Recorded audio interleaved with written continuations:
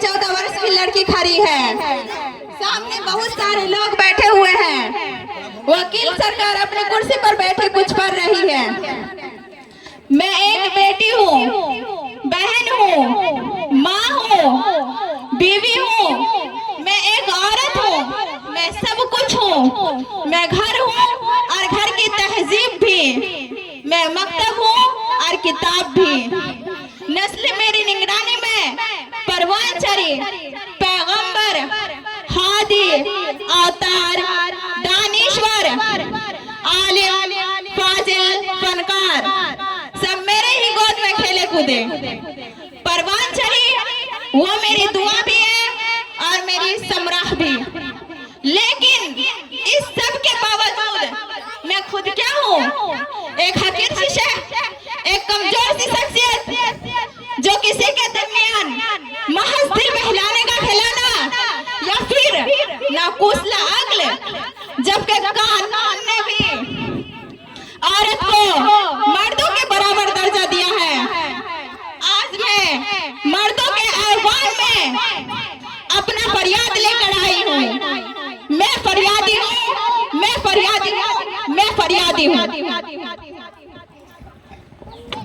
Order order, मुकदमा की कार्रवाई शुरू की जाए।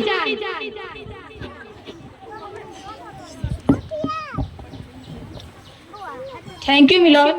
मिलोड, कटहरे में खड़ी ये लड़की आज एक ऐसा मुकदमा लेकर हाजिर हुई है जो अपनी नौइयत का और आज तक का यकीन है सबसे अनोखा मुकदमा साबित हो सकता है। ये लड़की हमारे समाज के अपराध पर इल्जाम तो आयद कर रही है, लेकिन इन्हें सजा नहीं दिलवाना चाहती। इसका दावा सिर्फ इतना सा है कि इसे इसका हक नहीं दिया गया। लड़की का ये बात दुरुस्त है? जी मिलोड, ये बिल्कुल दुरुस्त है। मैं अपना हक चाहती हूँ, लेकिन अपने मुआशरे की बेइज्जती नहीं चाहती। तुम ऐसा क्यों चाहती हो? मिलोड, औरत और नाम मोहब्बत और इसारों कुर्बानी का है। मैं अपने मुआशरे की आबरू भी हूँ और उसकी हिफाजत भी करना चाहती हूँ। क्या तुम्हारा कोई वकील है? जी नहीं मिलोड, मेरा कोई वकील नहीं। मैं अपना मुकदमा खुद ही लड़ना चाहूंगी, लिहाजा आप मुझे उसकी इजाजत दे। इजाजत है। Thank you milord. तो तुम आखिर चाहती क्या हो? अपना हक और अपना इंसाफ। तुम्हारे साथ आखिर क्या नाइंसाफी हुई? मिलोड, मैं एक तालीम याफ्ता घराने से ताल्लुक रखती हूँ, जहाँ पर मेरे वालिदैन ने अपनी औलाद के दरमियान मोहब्बतों के मामले में किसी भी किस्म के फर्क नहीं किया। अगरचे मेरी वालिदा ने मेरी खातिर अपनी रातों को नींदों को हराम किया है, तो वही मेरे वालिद साहब ने भी मेरे परवरिश में किसी भी किस्म की कमी नहीं की। मगर क्या? मुझसे बेइंतहा मोहब्बत करने के बावजूद भी मेरे साथ मुसावियाना सलूक नहीं किया। जो सहूलत मेरे भाई को फराहम हुई, मुझे कभी नहीं फराहम हुई। आज जमाना हर लिहाज से तरक्की की राह पर गामजन है। तालीम याफ्ता लोगों से लेकर गैर तालीम याफ्ता लोग भी आज लड़की की पैदाइश पर मायूसी का इजहार करते हैं। आखिर क्यों? मिलोड, लड़कियों को भी तालीम हासिल करने की पूरी आजादी है। उन्हें इस बात का पूरा हक दिया जाता है। वो भी तो सरकारी मुफ्त पॉलिसियों से फायदा उठा रही है। मिलोड, मेरे फासिल वकील साहब ने ये बात बिल्कुल दुरुस्त की कि लड़कियां मुख्तलिफ तालीमी पॉलिसियों से फायदा उठा रही है और आज लड़कियों की आला तालीमी के लिए मुख्तलिफ इदारे कोशा किए हैं। फिर भी मर्द और औरत में फर्क होता है। मिलोड, आज हुकूमत ने मुसावात मर्दों का कानून तो नाफिज कर दिया, लेकिन उस पर कभी लोग अमल करते हैं। मिलोड, इस लड़की का दावा है कि लड़कियां तमाम तर बंदिशों और पाबंदिशों से जुड़ी होती है, जो कि सरासर गलत है। मिलोड, लड़कों को बाहर जाने की इजाजत दी जाती है, लेकिन हम लड़कियों को हर बात का पाबंद बनाया जाता है। हम पर मुख्तलिफ किस्म की पाबंदियां आयद कर दी जाती है। आखिर ऐसा क्यों होता है?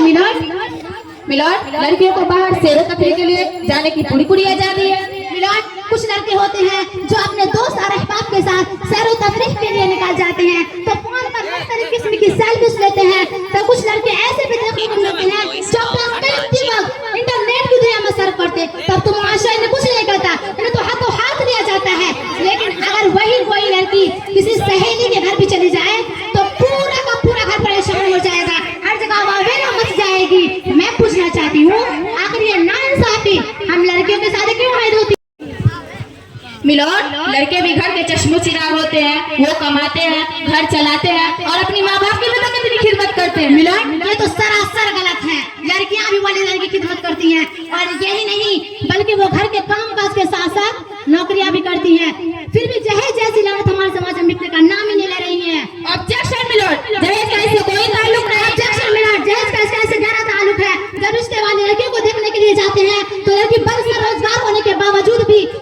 सूरत को देखा जाता है, लड़की के रंग को देखा जाता है, जोड़े के रंग को त्याग किया जाता है, जबकि तालीम ही जायज है, तालीम ही जबान की जरूरत है, तालीम ही सब कुछ है। मैं पूछना चाहती हूँ, आखिर ये नाइंसाफी हम लड़कियों के साथ क्यों होती है? और यही नहीं मिलट, आजकल तो लड़की की तनख्वाह तक पूछी जा रही है। लड़कियां मुस्तकिल है या गैर मुस्तकिल, लिहाजा उस अदालत से दरख्वास्त करती हूँ कि वो मुझे इसकी इजाजत है। Thank you milord. मैं अपनी बात के सबूत में दो नताइज पेश करती हूँ। दो अलग जमातों से ताल्लुक रखती हुई पहली लड़की मंतशा परवीन, जिसने इस साल 10वीं बोर्ड इम्तिहान में टॉप किया, और दूसरी लड़की जाहिरा परवीन, जिसने इस साल 12वीं बोर्ड इम्तिहान में पूरे जिले में इम्तियाजी कामयाबी हासिल की है, और उन दोनों को घर वालों की तरफ से तमाम तरह सहूलतें फराहम करके दी।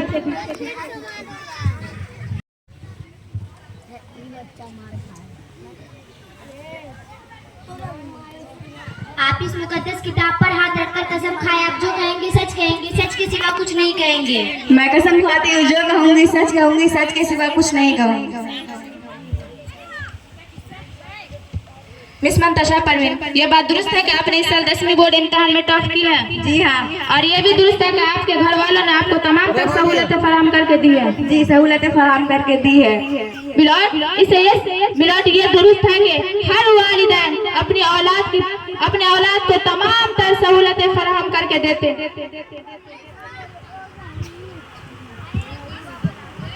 मिलोड, अगर आपकी इजाजत हो तो मैं मंतशा परवीन से कुछ सवाल कर सकती हूँ? इजाजत है। मिस मंतशा परवीन, आपके वालिद क्या करते हैं? मिस मंतशा परवीन, क्या मैं ये जान सकती हूँ कि आपके वालिद क्या करते हैं? मिस मंतशा परवीन, आपके वालिद क्या करते हैं? जी, वो इस अदालत के सरकारी वकील है। वेरी गुड, यानी कि आप हमारे पास ही वकील साहब की दुख्तर हैं। ओह माय गॉड, वकील की बेटी, ओह माय गॉड, वकील। ऑर्डर। मंतशा परवीन, जिस साल आपने 10वीं बोर्ड एग्जाम पास किया था, उस साल आपका कोई और भाई भी 10वीं बोर्ड का एग्जाम दे रहा था? जी हाँ, उस वक्त मेरा भाई 10वीं बोर्ड का एग्जाम दे रहा था। अच्छा, तो आप घर में काम काज मम्मी का हाथ ही बटाती होगी? जी, बटाती हूँ। और आपका भाई? ऑब्जेक्शन मिलोड, तालीमी मैदान में लड़की आगे या पीछे रहने की है, लड़कियों के घरेलू कामकाज में हाथ बटाने की नहीं। Order, objection sustain. आप अपनी बात जारी रखिए। Thank you milord. हाँ, तो आपका भाई कामकाज में हाथ बटाता है? नहीं। तो फिर वो क्या करता है? वो तो अपनी स्टडी करता है। तो फिर आप ये स्टडी कैसे करती थी? मैं पूरे घर का काम करने के बाद पूरी रात पढ़ाई करती। थैंक यू वेरी मच, आप जा सकती हैं। मिलोड, मेरे फाजिल वकील साहब, जो खुद कानून के मुहाफिज हैं, उनके घरों में लड़कियों के साथ यह सुलूक हो रहा है, तो आम घरों में क्या होता होगा? ऑब्जेक्शन मिलोड, फाजिल वकील मेरे पर्सनल मैटर में इंटरफेयर कर रहे हैं, लिहाजा मैं उससे दरखास्त करती हूँ कि वो मेरे आपसी मामलात में दखल अंदाजी न कर। ऑर्डर, आपको ये हिदायत की जाती है कि आप सरकारी वकील के पर्सनल मैटर में इंटरफेयर ना करें। Sorry milord. मैं अपनी दूसरी गवाह जाहिरा परवीन को कटहरे में बुलाना चाहती हूँ। जाहिरा परवीन, अदालत में हाजिर हो।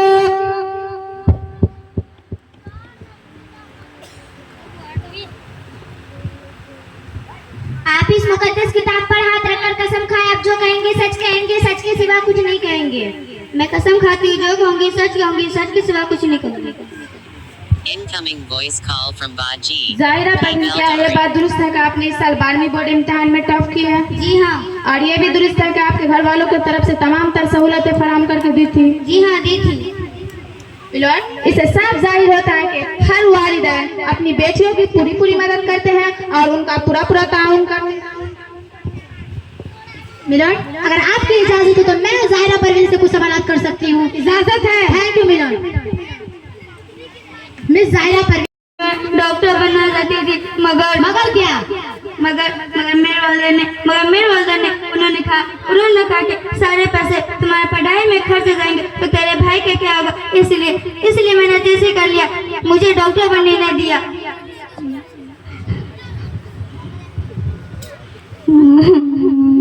मिलोड, मुझे भी अपनी बात कहने का मौका दिया जाए।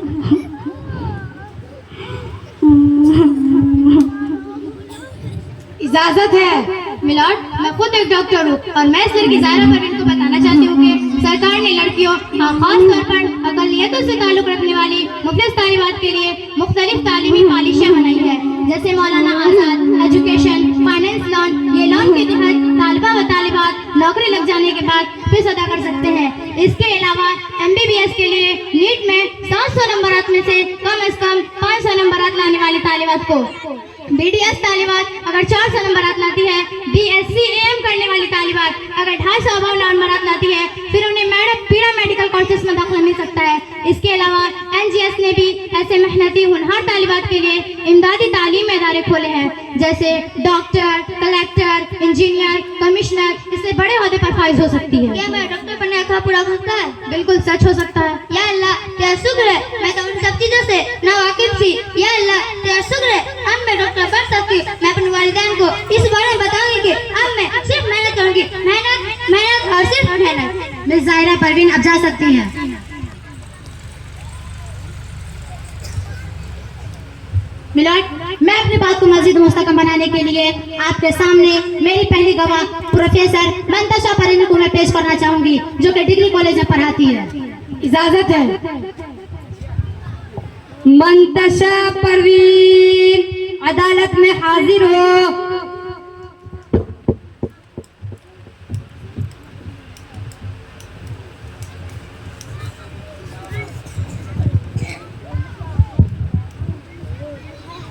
आप इस मुकद्दस किताब पर हाथ रखकर कसम खाए, आप जो कहेंगे सच कहेंगे, सच के सिवा कुछ नहीं कहेंगे।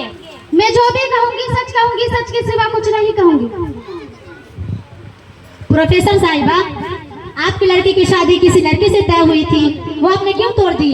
मेरा बेटा एक डॉक्टर है और वो लड़की उसके काबिल नहीं जो एक डॉक्टर की बीवी बन सके। लड़की काबिल नहीं थी या वालिदैन आपकी मुतालिबा पूरी ना कर सके?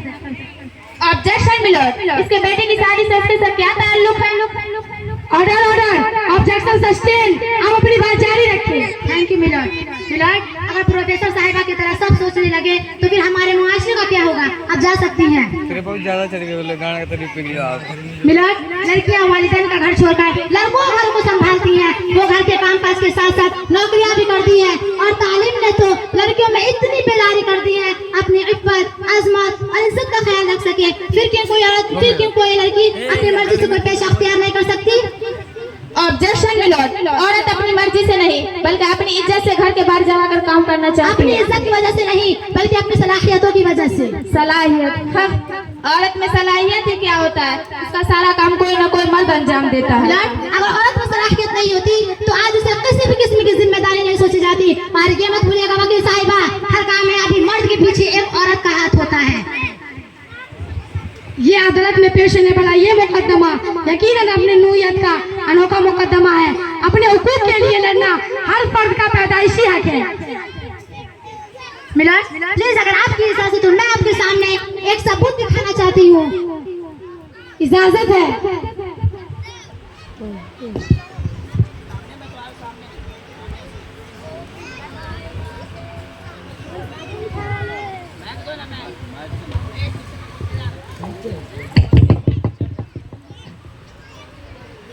हेलो, अरे ओ मिठाई वाले 20 किलो मिठाई बना देना, क्योंकि अम्मा ने कहा है बेटा ही होगा।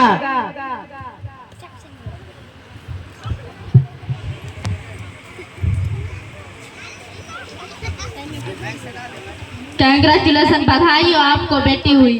अरे तुम्हारा दिमाग खराब हो गया है। मैंने मिठाई वाले को ऑर्डर दिया था बेटा के लिए, बेटी के लिए नहीं। मिलाद, जैसा कि आपने देखा यहाँ पर एक सबूत दिखाया गया जहाँ एक डॉक्टर तमाम घर वालों को लड़की की पैदाइश पर मुबारकबाद पेश करता है, वही तालीम याफ्ता घराने में मिलाद, तालीम याफ्ता घराने में मायूसी का आलम छा जाता है। और आपको पता है वो जो लड़की पैदा हुई है ना, उसका वालिद इंजीनियर के ओहदे पर फाइज है। मिलाद, अगर आपकी इजाजत है तो मैं आपके सामने एक और सबूत दिखाना चाहती हूँ। इजाजत है। कुछ दिन पहले तो यह खबर अखबारों में छपी थी, आप लोगों ने तो पढ़ी होगी। ये अखबार और वकील साहिबा आप भी देखिए ये अखबार। हर अखबार में देखिए मिलाद, हर अखबार में देखिए वो खबर देखने को मिलती है। देखिए एक जज साहब ने अपने खानदान की तमाम जायदाद अपने बेटों के नाम कर दी, अपने लड़कों के नाम कर दिए और लड़कियों को स्वास्थ्य से महरूम रखा। अरे खुद हुकूमत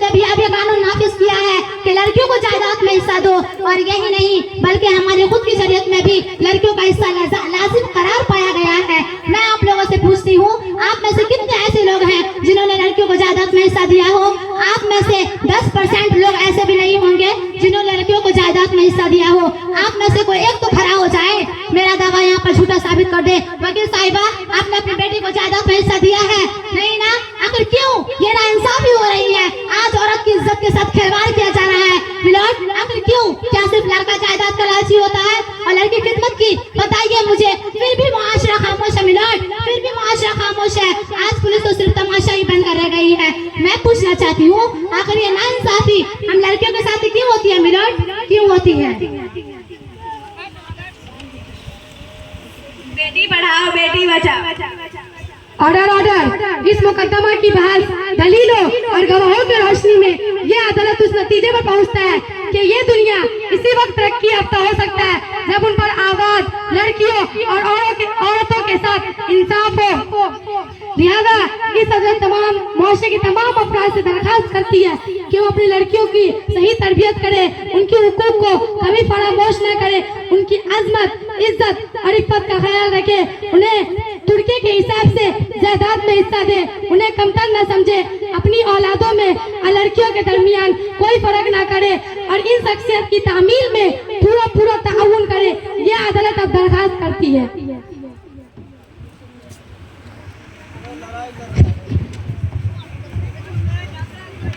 जज़ाकल्लाह।